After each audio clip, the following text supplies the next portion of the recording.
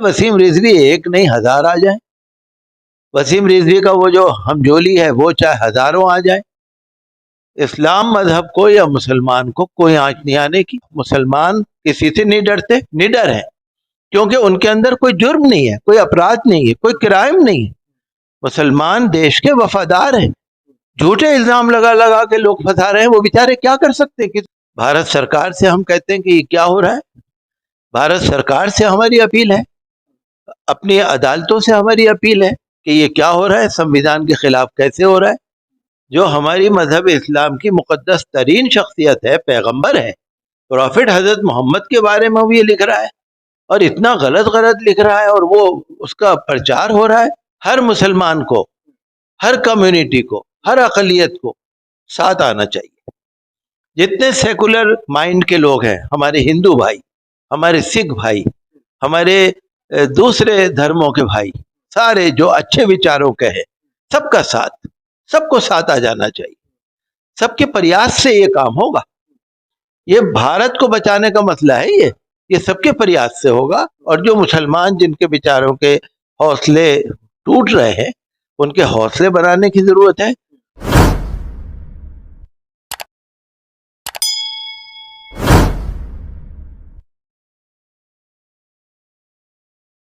मुसलमानों के प्रॉफिट मोहम्मद सल्लल्लाहु अलैहि वसल्लम की शान में लगातार वसीम रिजवी और नरसिंहानंद सरस्वती की तरफ से गुस्ताखी भरे बयान सामने आ रहे हैं, और इस बार वसीम रिजवी ने लगातार कई बयान प्रॉफिट मोहम्मद की शान में ऐसे दिए हैं कि जिसको लेकर मुसलमानों में काफ़ी आक्रोश है, गुस्सा है। मेरे साथ इस वक्त पूरे मामले पर बातचीत करने के लिए मौजूद है मस्जिद फतेहपुरी के शाही इमाम डॉक्टर मुफ्ती मुकर्रम।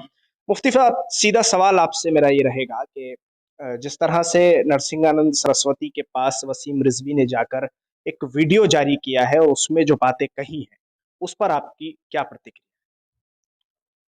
आपने सुना होगा, कुनद हमजिन्स बा हमजिन्स परवाज, कबूतर बा कबूतर, बाज बा बाज। ये एक पुराना, बहुत पुराना शेर है। कुनद हमजिन्स बा हमजिन्स परवाज, जो जैसी नेचर का होता है ना, जैसी उसकी नेचर है, जैसी इसकी फितरत है ना, वो आदमी अपनी फितरत के पास ही जाता है, अपने जैसे के पास जाता है। तो इस शेर में यही कहा गया है कि जो हमजिन्स है, हमजिन्स की तरफ जाएगा। कबूतर बा कबूतर, कबूतर अगर उड़ेगा तो कबूतरों के साथ, और बाज अगर उड़ेगा तो बाज के साथ। तो जिसकी जैसी जिन्स है, जैसी जिसकी नेचर है, जिसके अंदर जितनी खबासत भरी हुई है, जो जितना मैं समझता हूं कि बेअदब और गुस्ताख हो सकता है, नाम बदल सकते हैं लेकिन उनके विचार एक हैं। कपड़े बदल सकते हैं, किसी के पीले, किसी के नीले, किसी के हरे, लेकिन जो उनकी नेचर है, खिबासत है, जो उनके अंदर नजासत है, जो उनके अंदर गंदगी भरी हुई है, वो अबू जहल और अबू लहब की औलाद है। और कुफारे मक्का में जो बदतरीन लोग थे ना, ये उनकी औलाद है, ये शैतान की औलाद है। इनका हम और आप कुछ नहीं कर सकते। सलमान रुश्दी को आपने देखा, क्या कर लिया उसने। जो फ्रांस का जो कार्टूनिस्ट था, उसने क्या कर लिया। तस्लीमा नसरीन ने क्या कर लिया, और जो बकवास करते फिरते उन्होंने क्या कर लिया। मजहब इस्लाम पे कभी आंच नहीं आएगी, ये कुरान शरीफ का वादा है। लेकिन जिस तरह से एक किताब लिखी गई और उस किताब को ले जाकर नरसिंहानंद को दिया गया, और उसके बाद उसने कहा कि अब तक हम जो कुछ कहते चले आए हैं मुसलमानों के लिए, मुसलमानों के रसूल के लिए, आज वसीम ने वो किताब देकर तमाम चीज़ों को सच साबित कर दिया है कि हाँ, यही होता है इस्लाम में और यही इस्लाम की असल पहचान है। और उसके बाद उसने ये भी कहा कि अब इस किताब को पूरे देश में खास तौर से मुसलमानों को पढ़ना चाहिए ताकि वो समझ सकें कि असल में इस्लाम है क्या। ये तो पहले भी होता रहा है। ये वसीम रिजवी का तो नाम है ऊपर। आपने सुना होगा, बहुत सारे लोग हैं जो ऑथर कोई और होते हैं, लिखने वाले कोई और होते हैं, नाम किसी और का होता है। वसीम रिजवी का तो नाम है, लिखने वाले कोई और है। इसका प्लॉट बनाने वाले, इसके कैरेक्टर, इसका थीम लिखने वाले कोई और लोग हैं जिन्होंने ये कहानी तैयार की है। नाम चाहे वसीम रिजवी का डाल दें, चाहे किसी और का डाल दें, ये वसीम रिजवी की लिखी हुई नहीं है।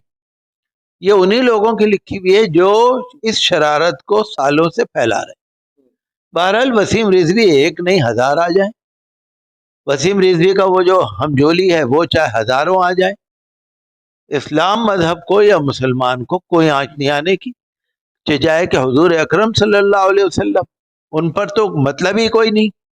ساری دنیا بھی اگر ان کے خلاف ہو جائے تو اتنا سا بھی کچھ نہیں ہو سکتا. لہذا ہمیں اس میں کوئی ڈر نہیں ہے. ہمیں تو افسوس یہ ہے کہ ہمارا سنویدھان، ہمارا کانسٹیٹیوشن جو بھارت کا سنویدھان ہے، بہت اچھا سنویدھان ہے. بھارت کے لوگ مانتے ہیں کہ ہمیں فخر ہے، گرو ہے کہ ایک سیکولر ملک ہے، ایک ڈیموکریسی ہے. اب کہاں رہ گئی ڈیموکریسی؟ کہاں رہ گیا سیکولرزم؟ آج کل تو میں سمجھتا ہوں پچھلے 75 سال میں جو نہیں ہوا تھا وہ اب ہو رہا ہے. امریکہ چلاتا رہے کوئی اثر نہیں پڑتا، یو این او چلائے کوئی اثر نہیں پڑتا، برطانیہ پارلیمنٹ چلائے کوئی اثر نہیں پڑتا. یہ تو ایسا لگتا ہے کہ کوئی آواز ہی نہیں جا رہی. اور جس طریقے سے آپ دیکھ رہے ہیں کہ جو ہیومن رائٹس ہے، مولک ادھیکار ہے، فنڈامنٹل رائٹس ہے، ان کا جو وائلیشن ہو رہا ہے، جو اتیاچار اور ظلم ہو رہا ہے، وہ دنیا دیکھ رہی ہے. ہمارا تو اللہ تعالیٰ پر بھروسہ ہے، آقا صلی اللہ علیہ وسلم پر ہمارا بھروسہ ہے، پنجتن پاک صلی اللہ علیہ وسلم علیہ السلام پر ہمارا بھروسہ ہے. ہمیں کسی سے ڈر نہیں ہے. آپ پورا بھارت بھی مل کے اگر نرسمہانند بن جائے، پورا بھارت مل کے وسیم رضوی بن جائے، مسلمانوں کو یا حضور صلی اللہ علیہ وسلم کو کوئی کسی چیز کا ڈر نہیں ہے. یہ تو ابو جہل ابو لہب کی اولاد ہے. لہذا وہ جیسے مر گئے ختم ہو گئے، ایسے یہ بھی ختم ہو جائیں گے. تو کیا مسلمانوں کے جو جذبات ہیں وہ اس طرح کے بیانات سے مجروح نہیں ہوتے ہیں؟ کیا ٹھیس نہیں پہنچتی ہے مسلمانوں کو؟ یہ کیسے ہو سکتا ہے ٹھیس نہیں پہنچتی؟ ہمیں بہت رنج ہے، بہت رنج ہے. بھارت سرکار سے ہم کہتے ہیں کہ یہ کیا ہو رہا ہے. بھارت سرکار سے ہماری اپیل ہے، اپنی عدالتوں سے ہماری اپیل ہے کہ یہ کیا ہو رہا ہے، سنویدھان کے خلاف کیسے ہو رہا ہے. جو ہماری مذہب اسلام کی مقدس ترین شخصیت ہے، پیغمبر ہے، پروفٹ حضرت محمد کے بارے میں وہ یہ لکھ رہا ہے اور اتنا غلط لکھ رہا ہے اور وہ اس کا پرچار ہو رہا ہے. تو یہ تو دیکھیے سپریم کورٹ کا کام ہے، ہائی کورٹ کا کام ہے، سرکار کا کام ہے. ہمارے ہاتھ میں تو کچھ اختیار نہیں ہے. ہم تو اللہ سے درخواست کریں گے، اللہ تعالیٰ سنے گا، ضرور سنے گا. اور کوئی بات نہیں، تو شیطان کی فوج ہے، چلتی رہے گی، لیکن اللہ کی طاقت بہت بڑی طاقت ہے. ایک سوال آخری مفتی صاحب کرنا چاہوں گا آپ سے کہ جس طرح سے مسلم قیادت ہے اور مسلم لیڈرشپ ہے، علماء ہیں، بڑی بڑی تنظیمیں ہیں، تو عام مسلمان جو ہے وہ جب اس طرح کے حالات بنتے ہیں اور کوئی اس طرح کی حرکت کرتا ہے تو سب سے پہلے عام مسلمانوں کی جو نظر ہے، جو عوام کی نظر ہے، وہ قیادت کی طرف جاتی ہے. تو کہیں نہ کہیں بڑی قیادت کی طرف سے بھی اور لیڈرشپ کی طرف سے، علماء کی طرف سے ان معاملات میں قدم وہ اٹھائے نہیں جا رہے ہیں یا کچھ مصلحت کے طور پر خاموشیاں دیکھ رہی ہیں؟ دیکھیے میں تو اپنے آپ کو جانتا ہوں، مجھے تو پتہ نہیں کون قائد ہے، کون علماء ہے. آج کل کووڈ کی وجہ سے، اپنی طبیعت کی وجہ سے، نہ کہیں جانا نہ کہیں آنا، نہ کسی سے فون کرنا، نہ کسی سے رابطہ کرنا. بہرحال اتنا میں مانتا ہوں کہ آج کا وقت یہ ہے، آج کا وقت سب کا ساتھ، سب کا ساتھ، ہر مسلمان کو، ہر کمیونٹی کو، ہر اقلیت کو ساتھ آنا چاہیے. جتنے سیکولر مائنڈ کے لوگ ہیں، ہمارے ہندو بھائی، ہمارے سکھ بھائی، ہمارے دوسرے دھرموں کے بھائی، سارے جو اچھے وچاروں کے ہیں، سب کا ساتھ، سب کو ساتھ آ جانا چاہیے. سب کے پریاس سے یہ کام ہوگا. یہ بھارت کو بچانے کا مسئلہ ہے، یہ سب کے پریاس سے ہوگا. علماء کو بھی متحد ہونا پڑے گا. اب یہ آپ نہیں سوچتے کہ وہابیوں کو پکڑ لیں، اب یہ نہیں سوچ سکتے آپ شیعوں کو پکڑ لیں، وہابیوں کو پکڑ لیں، اب تو سب کو ہی پکڑ لیں. تو اس لیے سب کو ایک ہونا پڑے گا اور متحد ہو کر چاہے ایک دفعہ چاہے 10 دفعہ میٹنگ کرنی پڑے گی، ملاقاتیں کرنی پڑیں گی، اور اس کے لیے لائے عمل بنانا پڑے گا. عوام علماء کی طرف دیکھ رہے ہیں، عوام کی نظر جو ہے علماء کی طرف ہے. لیکن میں تو یہ کہوں گا کہ بہرحال میں تو جانتا نہیں کسی کا کیا وچار ہے. میں تو اتنا مانتا ہوں کہ وقت ہے کہ ہم اپنی بات کو رکھیں، اور جو مسلمان جن کے بیچاروں کے حوصلے ٹوٹ رہے ہیں ان کے حوصلے بنانے کی ضرورت ہے. اور الحمدللہ مسلمان کسی سے نہیں ڈرتے، نڈر ہیں. کیونکہ ان کے اندر کوئی جرم نہیں ہے، کوئی اپرادھ نہیں ہے، کوئی کرائم نہیں ہے. مسلمان دیش کے وفادار ہیں. جھوٹے الزام لگا لگا کے لوگ پھنسا رہے ہیں، وہ بیچارے کیا کر سکتے؟ کسی جھوٹے آدمی کو الزام لگا کے، سچے آدمی کو جھوٹا الزام لگا کے بند کر دو، بیچارہ کیا کر سکتا ہے؟ اللہ تعالیٰ پر ہمارا بھروسہ ہے، اور ہم یہی مانتے ہیں کہ سب کو متحد ہونا پڑے گا، ایک آواز اٹھانی پڑے گی. اور ہمیں امید ہے کہ بھارت سرکار یا بھارت کی سپریم کورٹ یا بھارت کے راشٹرپتی، ہمیں امید ہے کہ سوچیں گے، اور یہ جو شرارتی لوگ ہیں، نفرت باز، جو دیش کو توڑنے والی باتیں کر رہے ہیں، ان کے خلاف سرکار کو ایکشن لینا ہی چاہیے.